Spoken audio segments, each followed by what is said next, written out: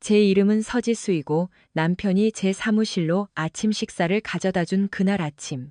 제 인생은 조용히 두 갈래로 나뉘었습니다. 만약 제가 그 음식을 먹었다면 제 딸은 결코 존재하지 못했을 겁니다. 시간은 8시가 조금 넘었고 도시는 아직 잠에서 덜 깬 시간이었습니다. 최강준이 보온 도시락을 들고 제 사무실에 들어왔을 때 그 자체만으로도 매우 이상한 일이었습니다. 결혼 3년 동안 조 단위 기업의 CEO인 제 남편이 직접 만든 무언가를 예고 없이 가져온 적은 단 한 번도 없었습니다. 꽃도, 커피도, 그리고 당연히 아침 식사도 아니었죠. 그는 제게 미소를 지었습니다. 조심스러운 미소, 너무 오래 쳐다보기 전까지는 따뜻해 보이는 그런 미소였습니다. 결혼 3주년 축하해. 그가 말했습니다. 당신을 위해 좋은 일을 하고 싶었어. 그가 도시락을 책상 위에 올려놓자마자 냄새가 코를 찔렀습니다. 무겁고 비리고 너무 강렬했습니다. 즉시 속이 울렁거렸습니다. 몇 주 동안 저는 지독한 입덧에 시달리고 있었습니다. 익숙한 냄새조차 위협으로 느껴지는 그런 종류의 입덧이었죠. 강주는 제가 임신한 사실을 몰랐습니다. 아무도 몰랐습니다. 저는 침착함을 유지하려 애쓰며 두 손을 가지런히 모았습니다. 심장은 머릿속 생각보다 더 요란하게 뛰고 있었습니다. 그는 더 가까이 다가와 저를 살피며 기다렸습니다. 따뜻할 때 먹어. 그가 조용히 말했습니다. 내가 직접 만들었어. 그가 말하는 방식의 방안이 더 작고 답답하게 느껴졌습니다. 그 순간 저는 사랑받는다고 느끼지 못했습니다. 감시당하고 있다고 느꼈습니다. 그리고 왠지 모르게 이것은 선물이 아니라는 것을 알았습니다. 그것은 시험이었습니다. 그날 아침 전까지 저는 제 삶을 이해하고 있다고 생각했습니다. 저는 헤일그룹의 고위 임원인 서지수였고 권력 있는 남자 옆에 조용히 서 있는 여자였습니다. 사람들은 제가 호화로운 삶을 산다고 생각했지만 진실은 훨씬 더 단순했습니다. 저는 오랜 시간 일했고 해마다 똑같은 무채색의 정장을 입었으며 안정은 인내로 얻어야 하는 것이라고 믿었습니다. 최강준과 저는 결혼한 지 3년이었습니다. 서류상으로 우리는 완벽했습니다. 그는 결단력 있고 규율이 잡혀 있었으며 투자자들의 존경을 받았습니다. 저는 체계적이고 충성스러웠으며 효율적이었습니다. 함께 있을 때 우리는 깨뜨릴 수 없는 것처럼 보였습니다. 하지만 닫힌 문 뒤에서는 몇 달 전부터 무언가 변하고 있었습니다. 강주는 사소하고 알아차리기 힘든 방식으로 더 멀어졌습니다. 대화가 줄고 침묵이 길어졌으며 재정에 관한 질문은 신문처럼 들렸습니다. 그는 종종 위험에 대해, 자산을 보호하는 것에 대해, 그리고 감정이 개입될 때 사람이 어떻게 짐이 되는지에 대해 이야기했습니다. 저는 그저 스트레스 때문이라고 스스로에게 말했습니다. CEO들은 대부분의 사람들이 결코 보지 못하는 무게를 짊어지니까요. 제가 그에게 말하지 않은 것은 제 몸이 변하고 있다는 사실이었습니다. 3개월 전, 저는 제가 임신했다는 것을 알게 되었습니다. 몇 년 동안 불가능할 것이라는 말을 들은 후였기에 저는 그 사실을 비밀로 했습니다. 이용당하고 싶어서가 아니라 신중했기 때문입니다. 계속해서 메스꺼움을 느꼈습니다. 기력이 쇠했고 제한 깊은 곳에서 무언가가 타이밍이 중요하다고 속삭였습니다. 저는 적절한 순간, 조용한 저녁 식사, 평화로운 날을 기다리고 싶었습니다. 평화가 이미 사라졌다는 것을 저는 몰랐습니다. 저는 제 남편이 더 이상 가정을 꾸리는 남자처럼 생각하는 것이 아니라 요새를 지키는 사람처럼 생각하고 있다는 것을 알지 못했습니다. 그리고 저는 아직 그의 세계에서는 아이조차 위협으로 간주될 수 있다는 것을 이해하지 못했습니다. 그녀의 이름은 이에나였습니다. 그녀는 제 층에 배정된 비서로 회사에 합류한 지 3개월이었습니다. 젊고 세련되고 야심찬 예나는 마치 잘 훈련된 듯한 자신감으로 사무실을 활보했습니다. 그녀는 옷을 잘 입었고 부드럽게 말했으며 모든 것을, 특히 강준을 관찰했습니다. 저는 사소한 순간들에서 그것을 알아차렸습니다. 그가 방에 들어올 때 그녀의 자세가 바뀌는 방식, 그와 이야기할 때 그녀의 목소리가 부드러워지는 방식, 전혀 웃기지 않은 일에 그녀가 너무 쉽게 웃는 방식. 그날 아침 강준이 전화를 받으러 제 사무실을 나갔을 때 예나가 서류 뭉치를 들고 문가에 나타났습니다. 그녀의 시선은 즉시 제 책상 위의 도시락으로 향했습니다. 냄새가 정말 좋네요. 그녀가 미소를 지으며 말했습니다. 부럽네요. 속이 다시 울렁거렸습니다. 저는 그 도시락 뚜껑을 열면 구역질이 날 것이라는 것을 알았습니다. 저는 겉으로는 침착했지만 속으로는 지칠 대로 지쳐서 미소로 답했습니다. 전 아침 먹었어요. 제가 말했습니다. 배가 너무 불러요. 그녀는 망설이며 복도 쪽으로 강준을 힐끗 보았습니다. 그 사람 성의를 낭비하기는 아깝잖아요. 제가 덧붙였습니다. 아침 안 드셨죠? 그녀의 얼굴이 환해졌습니다. 그녀는 2번 묻지 않았습니다. 감사합니다, 상무님. 그녀는 마치 귀중품인 양 2손으로 도시락을 들어 올리며 말했습니다. 낭비되지 않도록 할게요. 그녀가 떠나자 저는 의자에 등을 기대고 천천히 숨을 내쉬었고 안도감이 밀려왔습니다. 메스꺼움이 가라앉았습니다. 손떨림이 멈췄습니다. 저는 스스로에게 아무것도 아니라고, 그냥 음식일 뿐이고 평범한 아침일 뿐이라고 말했습니다. 제가 다른 여자의 손에 치명적인 무언가를 넘겨주었다는 사실을 저는 전혀 몰랐습니다. 그리고 1시간도 채 안 되어 사무실이 비명으로 가득 찰 것이라고는 상상도 못했습니다. 제가 보고서를 검토하고 있을 때 그 소리가 터져 나왔습니다. 처음에는 크지 않았고 개방된 사무 공간에서 나는 둔탁한 소리, 마치 의자가 넘어지는 소리 같았습니다. 저는 펜을 페이지 위에 멈춘 채 그것을 무시해야 할지 말아야 할지 고민했던 것을 기억합니다. 그리고 비명이 터져 나왔습니다. 그것은 제 가슴을 조이는 날카로움으로 층 전체를 갈랐습니다. 이것은 놀람이나 두려움이 아니었습니다. 이것은 고통이었고 격렬하고 통제할 수 없는 것이었습니다. 저는 의자가 뒤로 밀릴 정도로 빠르게 일어서서 소리가 나는 쪽으로 달려갔습니다. 예나는 자기 책상 옆 바닥에 쓰러져 있었습니다. 도시락은 옆으로 넘어져 있었습니다. 음식물이 카펫 전체에 흩어져 있었습니다. 음식 냄새는 이제 역겨웠고 시큼하고 금속성 냄새와 섞여 있었습니다. 예나는 배를 움켜쥐고 몸을 웅크리고 있었습니다. 얼굴은 창백했고 입술은 떨렸으며 눈은 초점이 없었습니다. 그리고 저는 피를 보았습니다. 그것은 그녀 아래로 퍼지고 있었고 밝은 색 카펫 위에서 검고 명백했습니다. 누군가 구급차를 부르라고 소리쳤습니다. 다른 누군가는 울기 시작했습니다. 전화기가 떨어졌습니다. 손이 떨렸습니다. 저는 귀에서 심장이 쿵쾅거리는 소리를 들으며 얼어붙어 서 있었습니다. 이런 일은 일어날 수 없어 저는 생각했습니다. 이건 진짜일 리가 없어. 바로 그때 강준이 나타났습니다. 그는 사무실에서 빠르게 나왔지만 예나에게 달려가지 않았습니다. 그는 몇 걸음 떨어진 곳에 멈춰 서서 바닥에 피 웅덩이를 빤히 쳐다봤습니다. 그의 얼굴은 순식간에 변했습니다. 충격이 두려움으로 바뀌었습니다.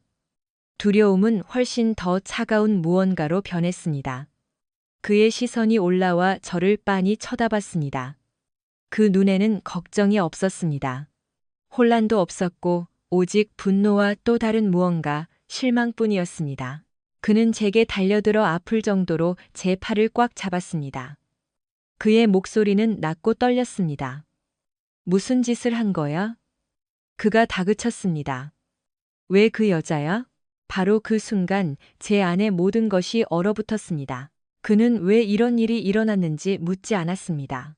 그는 왜 저에게가 아니라 그녀에게 일어났는지 묻고 있었습니다. 구급차는 몇 분 안에 도착했지만 시간은 공황과 불신으로 왜곡되고 늘어지는 것 같았습니다. 예나는 고통으로 일그러진 얼굴에 산소 마스크가 씌워진 채 들것에 실려나갔습니다. 강준은 바로 뒤를 따랐고 한 번도 저를 돌아보거나 제가 괜찮은지 묻지 않았습니다. 병원 대기실은 차갑고 밝았으며 희망이 희미해 보이는 곳이었습니다. 강준은 갇힌 짐승처럼 방 안을 서성거렸고 머리카락을 쓸어 넘기며 제가 쫓아낼 수 없는 짐인 양절을 쏘아볼 때만 멈췄습니다. 마침내 의사가 나왔을 때 방안은 조용해졌습니다. 그는 진실이 무거울 때 전문가들이 그러하듯 신중하게 단어를 고르며 말했습니다. 예나는 급성 중독을 겪었다고 했습니다. 그녀의 상태는 이제 안정되었지만 그전에는 심각한 내부 출혈이 있었다고 했습니다. 원인은 위험할 정도로 많은 양의 미소프로스톨 때문으로 확인되었습니다.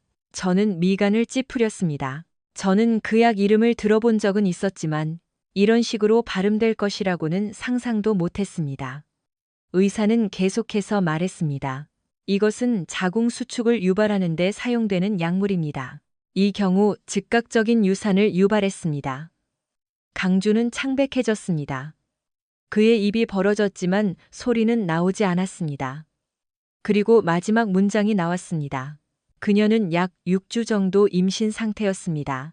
저는 숨이 막혔고 다리가 후들거려서 균형을 잡기 위해 의자 등받이를 꽉 잡아야 했습니다. 6주. 강주는 의자에 주저앉아 두 손에 얼굴을 묻었습니다. 하지만 그를 보았을 때 무언가 잘못되었다는 것을 느꼈습니다.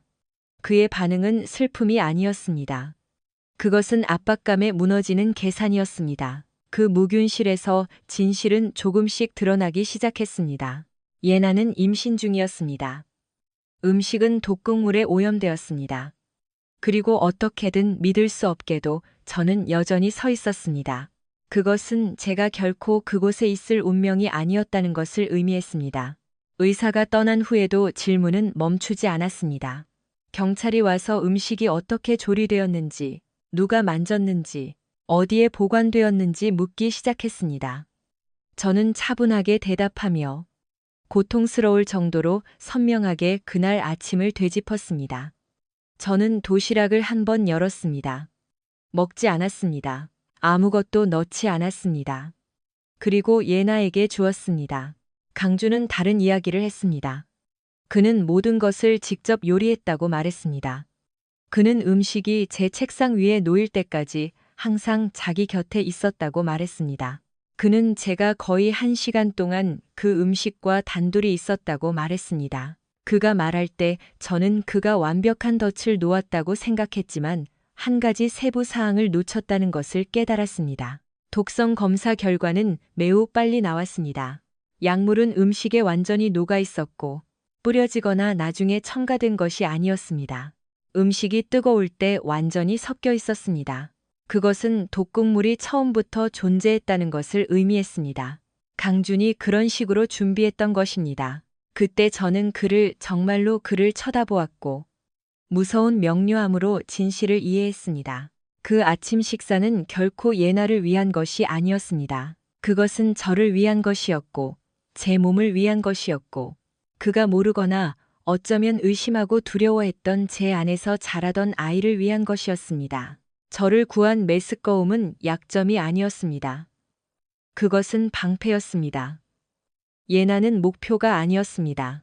그녀는 단지 의도치 않은 희생자였고 제가 결혼한 남자는 자산을 보호하기 위해 자신의 아이를 없앨 계획을 세웠던 것입니다. 그 순간 저는 더 이상 두려움을 느끼지 않았습니다.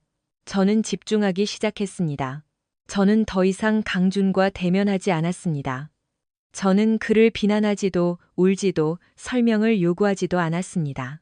대신 저는 수년간 고위급 회의실에서 배운 대로 했습니다. 저는 관찰했습니다. 저는 들었습니다. 저는 모든 것을 기억했습니다. 저는 그가 제가 충격받고 혼란스러워한다고 믿게 내버려 두었습니다. 저는 말을 줄였습니다. 그의 눈을 피했습니다. 저는 두려움이 저를 작아지게 만들었다고 그가 생각하게 내버려 두었습니다. 그 환상은 유용했습니다. 불과 몇 시간 후 저는 그가 이상할 정도로 안절부절 못하는 것을 알아차렸습니다. 그는 계속해서 전화를 확인했습니다. 그는 전화를 받으러 밖으로 나갔고 제가 가까이 다가갈 때마다 목소리를 낮췄습니다. 모든 세부 사항을 통제하던 남자가 이제는 시간에 쫓기는 것처럼 움직였습니다. 바로 그때 김민서 실장이 나섰습니다. 민서는 제가 결혼하기 훨씬 전부터 수년 동안 제 비서였습니다. 그녀는 제 습관, 제가 침묵할 때 그리고 무언가 잘못되었을 때 제 목소리가 어떻게 변하는지 알고 있었습니다. 저는 그녀에게 주차장과 내부 카메라의 보안 기록을 조용히 가져오라고 요청했습니다. 의심스러운 것은 없었고 경보를 울릴 만한 것도 없었습니다. 그녀가 찾아낸 것은 중요했습니다. 강준의 차는 그가 음식을 가지고 제 사무실에 오기 거의 1시간 전에 건물에 도착했습니다. 거의 60분의 공백, 교통체증이라고 하기에는 너무 길었습니다. 우연이라고 하기에는 너무 길었습니다. 그리고 또 다른 영상이 있었습니다. 한 남자가 일반 쓰레기 처리 구역을 사용하지 않고 검은색 쓰레기 봉투를 들고 비상계단을 이용하는 모습이었습니다. 그의 얼굴은 부분적으로 가려져 있었지만 자세는 틀림없었습니다. 강준의 개인 비서였습니다. 저는 본능적으로 배에 손을 얹고 화면을 빤히 쳐다봤습니다. 사람들은 죄를 숨기지 않는 한 쓰레기를 숨기지 않습니다. 그리고 갑자기 그림이 더 선명해졌습니다. 이것은 충동적인 행동이 아니었습니다. 계획된 것이었습니다. 이것이 계획된 것이라는 것을 이해했을 때 저는 더 이상 강준을 제 남편으로 보지 않았습니다. 저는 의심받는 어떤 CEO를 분석하듯이 그를 보았습니다. 민서와 저는 결코 틀리지 않는 흔적, 즉 돈의 흐름을 쫓았습니다. 처음에는 모든 것이 정상적으로 보였습니다. 경비 처리, 컨설팅 비용, 접대비 등 기업들이 매일 사용하는 모호한 종류의 비용들이었죠. 하지만 우리가 그것들을 월별로 비교했을 때 패턴이 나타났습니다. 거액의 송금, 항상 같은 금액, 항상 제가 들어본 적 없는 작은 관리 회사를 통해 이루어졌습니다. 그 회사는 서류상으로만 존재했습니다. 주소는 임대 사서함이었고 전화번호는 개인 휴대폰으로 연결되었으며 등록된 대리인은 강준의 개인 비서였습니다. 거기서부터 돈은 다시 흘러나가 도시 반대편에 있는 고급 오피스텔 임대료를 지불하는데 곧장 사용되었습니다. 고급 건물, 전용 주차장, 컨시어지 서비스. 하급 비서가 현재 월급으로는 감당할 수 없는 그런 곳이었죠. 그 오피스텔은 예나의 것이었습니다. 저는 의자에 등을 기대고 눈을 감았습니다. 강준이 제게 지출을 줄이고 우리의 미래를 보호해야 한다고 설교하는 동안 그는 회사 돈으로 다른 여자의 삶을 꾸려주고 있었던 것입니다. 드레스, 핸드백, 그녀가 갑옷처럼 두르고 있던 조용한 자신감. 그 모든 것은 그녀가 스스로 번 것이 아니었습니다. 모두 지불된 것이었습니다. 저는 사람들이 종종 배신을 감정적인 문제라고 부르며 정당화하는 것에 대해 생각했습니다. 하지만 이것은 감정적인 것이 아니었습니다. 계산적이었습니다. 의도적이었습니다. 기록된 것이었습니다. 누군가 돈을 숨길 때 그들은 단지 불륜을 숨기는 것이 아닙니다. 그들은 의도를 숨기고 있는 것입니다. 그리고 의도는 항상 더 어두운 무언가로 이어집니다. 제가 다시 눈을 떴을 때 제 길은 명확했습니다. 저는 집에서 그와 맞서지 않을 것입니다. 저는 그가 가장 강력하다고 느끼는 곳에서 그를 무너뜨릴 것입니다. 그가 자신의 것이라고 믿는 시스템 안에서. 마지막 질문이 하나 남았습니다. 강준은 어떻게 그 약을 구했을까? 미소프로스토를 구하는 것은 쉽게 할 수 있는 일이 아닙니다. 그것은 접근성, 지식, 그리고 법을 어길 의지가 있는 사람을 필요로 합니다. 민서가 첫 번째 이름을 찾아냈습니다. 박소연. 그녀는 면허를 가진 약사였고 야망이 여전히 매력으로 여겨지던 시절, 몇 년 전 강준의 대학 동기였습니다. 그들은 그가 저와 결혼하기 훨씬 전에 잠시 사귀었습니다. 이제 그녀가 기억났습니다. 세련되고 똑똑하며 결과가 자신에게는 적용되지 않을 것이라고 결코 믿지 않는 그런 종류의 여자였습니다. 우리는 주요 도로에서 벗어난 조용한 카페에서 만나기로 했습니다. 카메라가 있고 조용한 음악이 흐르며 사생활이라고는 전혀 없는 곳이었죠. 소연은 자신감 있는 모습으로 옷을 잘 차려입고 실내에서도 선글라스를 낀 채 도착했습니다. 그녀는 마치 제외인 것처럼 미소 지었습니다. 저는 시간을 낭비하지 않았습니다. 저는 우리 사이에 인쇄된 사진 한 장을 놓았습니다. 사건이 일어나기 이틀 전, 뒷골목에서 그녀가 강준에게 조심스럽게 포장된 작은 꾸러미를 건네는 모습이 담긴 보안 카메라 영상이었습니다. 그녀의 미소가 사라졌습니다. 이게 뭔지 아시죠? 제가 차분하게 물었습니다. 그리고 이게 얼마짜리인지도 아시죠? 그녀는 처음에는 부인하려 했고 그저 서류 작업일 뿐이라고 제가 과장하고 있다고 말했지만 그녀의 손은 떨렸고 눈은 계속 문 쪽을 쳐다봤습니다. 저는 앞으로 살짝 몸을 기울였습니다. 강주는 이미 다른 사람에게 책임을 떠넘길 준비를 하고 있어요. 제가 말했습니다. 이 일이 터지면 그는 당신을 보호하지 않을 거예요. 그는 당신을 희생시킬 겁니다. 우리 사이에 침묵이 흘렀습니다. 그리고 그녀의 어깨가 축 처졌습니다. 그녀가 속삭였습니다. 그 사람이 자기 아내 임신 중절을 위한 거라고 했어요. 그 순간 소연은 자신이 곤경에 처한 남자를 돕는 것이 아니었다는 것을 깨달았습니다. 그녀는 범죄에 가담했던 것입니다. 그리고 저는 더 이상 묻지 않았습니다. 저는 그녀에게 선택권을 주고 있었습니다. 소연은 바로 울지 않았습니다. 그녀는 매우 조용히 앉아 마치 나무 테이블 상판이 갈라져 그녀를 삼켜버릴 수 있다는 듯이 우리 사이의 테이블을 빤히 쳐다봤습니다. 그러다 천천히 그녀는 핸드백에 손을 뻗어 작은 USB를 꺼냈습니다. 그녀는 그것을 제 손 가까이에 놓았지만 놓지는 않았습니다. 전 모든 걸 보관했어요. 그녀가 조용히 말했습니다. 문자, 통화 녹음, 결제 확인서. 전 그를 믿지 않았어요. 완전히는요. 그 고백은 다른 어떤 것보다 강준에 대해 더 많은 것을 제게 알려주었습니다. 그날 밤 사무실에 혼자 저는 문을 잠그고 드라이브를 컴퓨터에 꽂았습니다. 제 손은 안정적이었지만 가슴은 마치 충격에 대비하는 것처럼 조여왔습니다.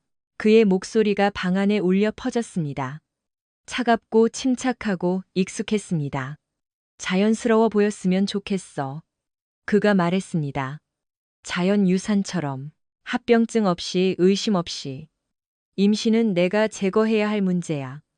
저는 잠시 녹음을 멈췄습니다. 숨을 참았습니다. 그리고 배에 손을 얹고 손바닥 아래에서 가장 미세한 움직임을 느꼈습니다. 생명은 연약하고 깨지기 쉬웠습니다. 저를 창피하게 했던 메스꺼움, 제가 숨기려 했던 약점. 그 모든 것이 제 아이가 아직 살아있는 이유였습니다. 그 녹음은 단지 제 남편을 폭로한 것이 아니었습니다. 그것은 제가 사랑, 결혼, 그리고 안전에 대해 이해하는 방식을 다시 썼습니다. 그 순간부터 이것은 더 이상 배신에 관한 것이 아니었습니다. 생존에 관한 것이었습니다. 그리고 저는 진실을 말해야 할 정확한 장소를 알고 있었습니다. 이 사회는 정확히 9시에 예정되어 있었습니다. 강주는 긴 회의 테이블의 상석에 앉아 정장을 빳빳하게 다리고 침착한 목소리로 수년간 완벽하게 연마해 온 역할을 수행했습니다. 누구라도 그를 보면 그는 통제력을 쥔 자신감 넘치고 난공불락의 남자처럼 보였습니다. 저는 그의 눈을 쳐다보지 않고 자리에 앉았습니다. 처음에는 안건이 빠르게 진행되었습니다. 재무 예측, 확장 계획, 세상에 아무것도 변하지 않은 것처럼 화면에 숫자들이 투사되었습니다. 강주는 비전과 책임감에 대해 주주 가치를 보호하는 것에 대해 이야기했습니다. 투표가 시작되려 할 때 저는 일어섰습니다. 제 의자가 뒤로 밀리는 소리가 생각보다 크게 울렸습니다. 모든 대화가 멈췄습니다. 모든 시선이 제게 쏠렸습니다. 무엇이든 승인하기 전에 제가 차분하게 말했습니다. 저는 이 사회가 이 회사를 실제로 누가 운영하고 있는지 그리고 그 운영이 어떻게 이루어졌는지 알 자격이 있다고 믿습니다. 강주는 몸이 굳었습니다. 여기는 개인적인 이야기를 할 자리가 아니야. 그가 쏘아붙였습니다. 동의합니다. 제가 대답했습니다. 이것은 기업의 청렴성에 관한 문제입니다. 저는 제 노트북을 프로젝터에 연결한 민서에게 고개를 끄덕였습니다. 화면은 은행 거래 내역서, 반복되는 송금, 유령 계좌, 고급 오피스텔과 관련된 임대료 지불 내역으로 환하게 빛났습니다. 테이블 주위로 수군거리는 소리가 퍼졌습니다. 그런 다음 저는 녹음 파일을 틀었습니다. 강준의 목소리가 매력이나 가식 없이 방 안에 울려 퍼졌고 유산을 자연스러워 보이게 하는 방법, 임신이 장애물이라는 것에 대해 차분하게 논의했습니다. 그것이 끝났을 때 아무도 말하지 않았습니다. 강주는 프로젝터 케이블을 잡아당기려 달려들며 그것이 조작된 것이라고 제가 음향을 조작했다고 소리쳤습니다. 그가 손을 뻗기 전에 보안 요원들이 개입했습니다. 저는 목소리를 높이지 않았습니다. 이 증거는 사법기관에 제출되었습니다. 제가 말했습니다.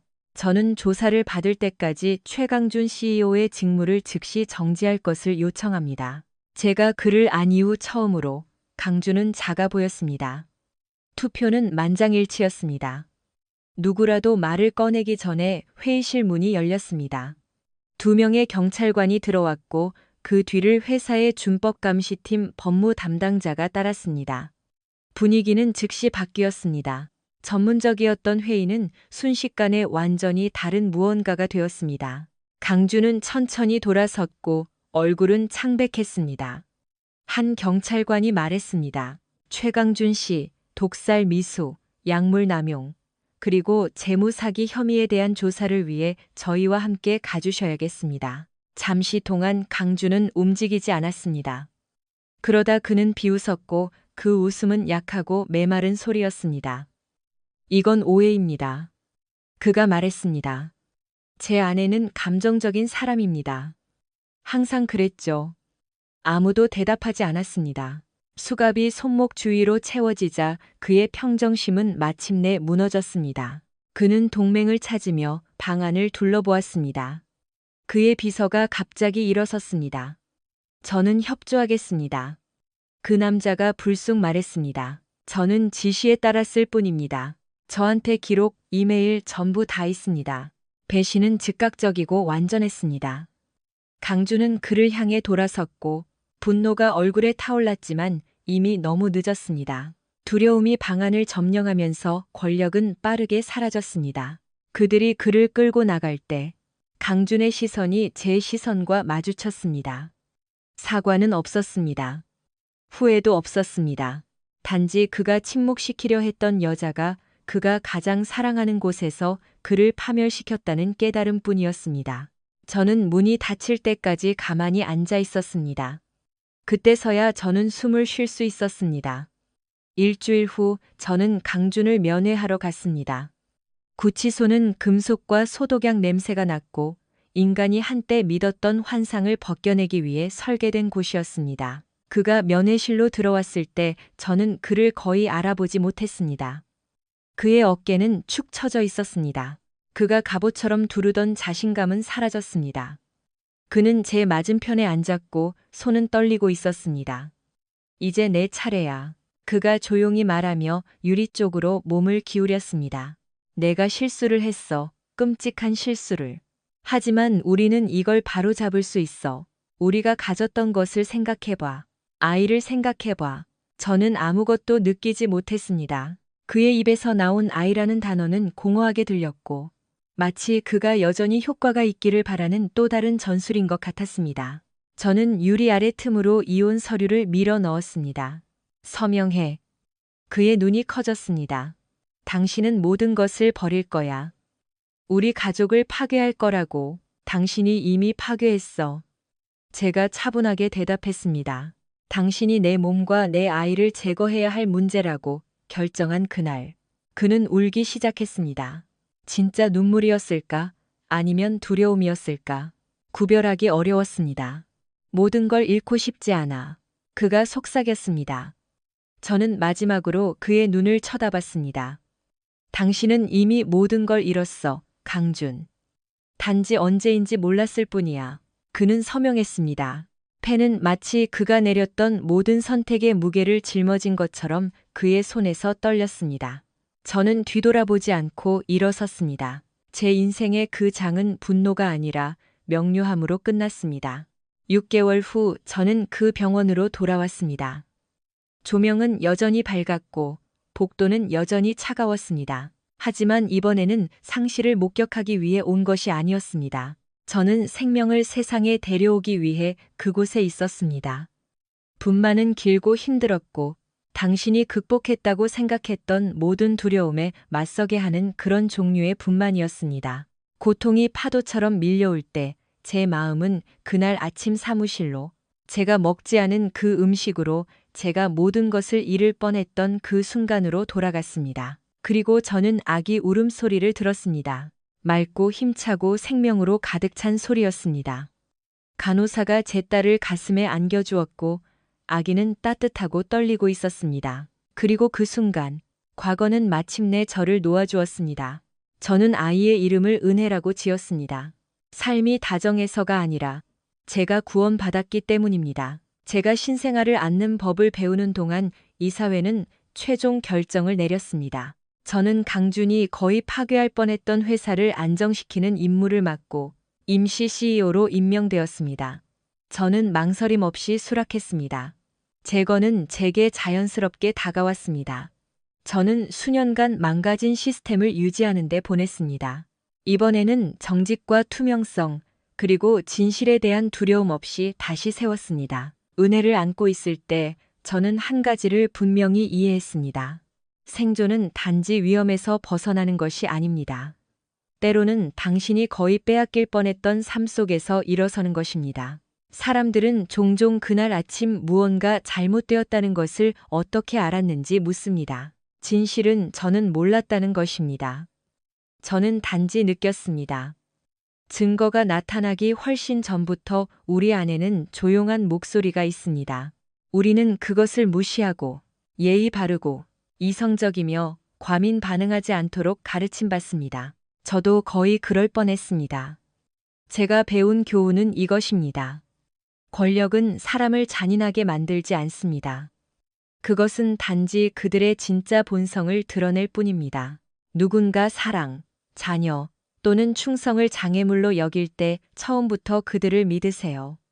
강준은 자유를 잃었습니다. 그는 명성을 잃었습니다. 그는 결과로부터 자신을 보호해 줄 것이라고 생각했던 제국을 잃었습니다. 그리고 저는 제 삶을 되찾았습니다. 은혜는 자신이 사랑받고 보호받고 선택받았다는 것을 알고 자랄 것입니다. 인질이 아니라 위협이 아니라 한 인간으로서. 만약 당신이 이것을 듣고 있고 당신의 삶에서 무언가 잘못되었다고 느낀다면 당신의 직감을 믿기 위해 증거를 기다리지 마세요. 거리를 두고 자신을 보호하고 어려운 질문을 하세요. 때로는 침묵이 생존입니다. 때로는 떠나는 것을 의미합니다. 그리고 때로는 당신이 목소리를 낼 수 없었던 방에서 일어서는 것을 의미합니다. 만약 이 이야기가 당신의 마음에 와 닿았다면 잠시 시간을 내어 영상을 좋아하고 이 이야기를 들어야 할 사람과 공유하고 댓글로 어디서 듣고 있는지 알려주세요. 이것이 바로 복수의 기술입니다. 다른 사람을 해치는 것이 아니라 자신의 삶을 되찾는 것입니다.